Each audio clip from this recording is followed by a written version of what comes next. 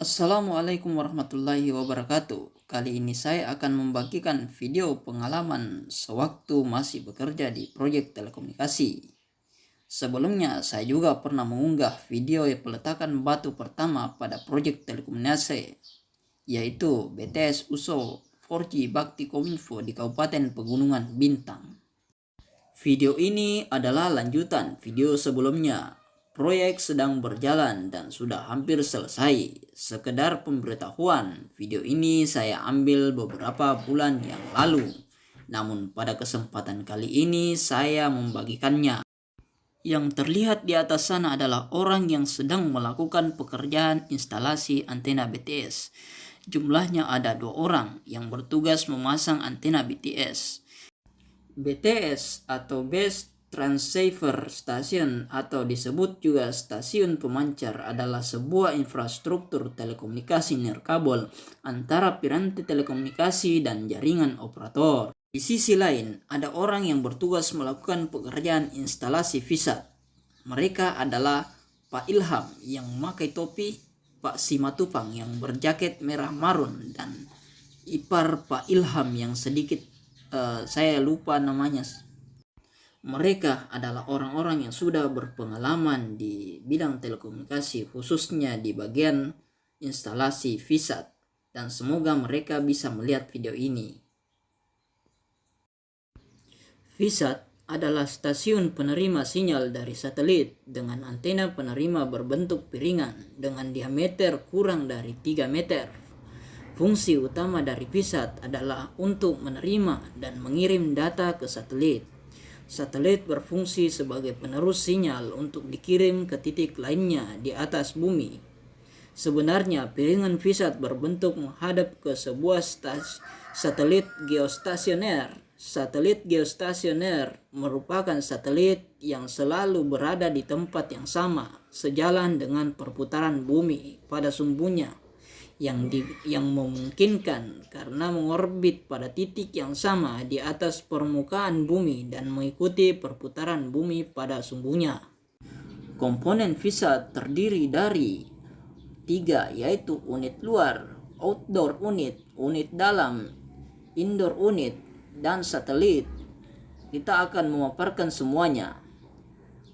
Unit luar atau outdoor unit 1, antena dish parabola ukuran 0,55 sampai 2,4 meter yang dipasang pada atap, dinding, atau tanah.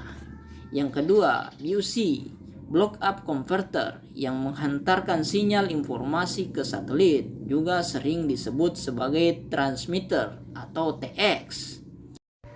Yang ketiga, LNB atau low noise block, yang menerima sinyal informasi dari satelit, juga sering disebut receiver atau RX.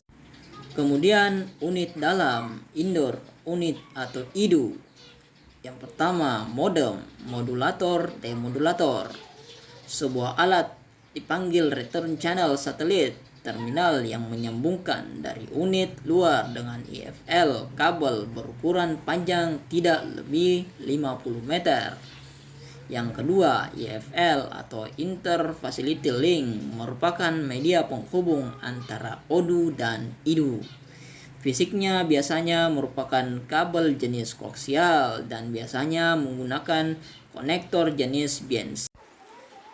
Setelah ODU dan IDU, kemudian ada satelit, merupakan alat di orbit bumi khusus untuk menerima, menghantar maklumat secara nirkabel, berkomunikasi melalui frekuensi radio.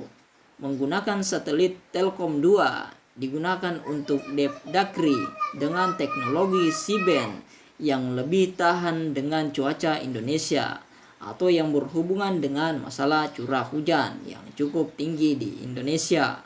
Menggunakan komunikasi 2 arah, menerima dan menghantar isyarat. Daerah yang dipasang VSAT dikenal sebagai remote terminal, dikawal oleh hub station. Semua isyarat dari satelit dikirim ke hub terlebih dahulu sebelum dikirim kembali ke terminal remote lain, yaitu provinsi atau kabupaten. Adapun keunggulan dan kekurangan VSAT. yaitu keunggulan VSAT, pemasangan cepat, jangkauan terjauh dapat mencapai setengah permukaan bumi karena menggunakan satelit geo. Kekurangan VSAT yaitu koneksinya rentan terhadap gangguan cuaca atau terhadap molekul air, memakan tempat terutama untuk piringannya, latensi yang lebih tinggi dibandingkan kabel, kemudian jarak satelit dan bumi yang relatif jauh mengakibatkan adanya delay propagasi yang signifikan. Mengirim dan menerima data. Mendapatkan data internet dari satelit sama dengan mendapatkan sinyal televisi dari satelit. Data dikirimkan oleh satelit dan diterima oleh sebuah alat decoder pada sisi pelanggan, dan yang diterima dan yang hendak dikirim oleh VSAT harus dienkode dan didekode terlebih dahulu. Satelit Telkom 1 menggunakan C-band, selain C-band dan juga Ku-band. Namun C-band lebih tahan terhadap cuaca dibandingkan dengan Ku-band. Satelit ini menggunakan frekuensi yang berbeda antara menerima dan mengirim data. Intinya frekuensi yang tinggi digunakan untuk uplink 5,925 sampai 6,425 GHz. Frekuensi yang lebih rendah digunakan untuk downlink atau 3,7 sampai 4,2 GHz.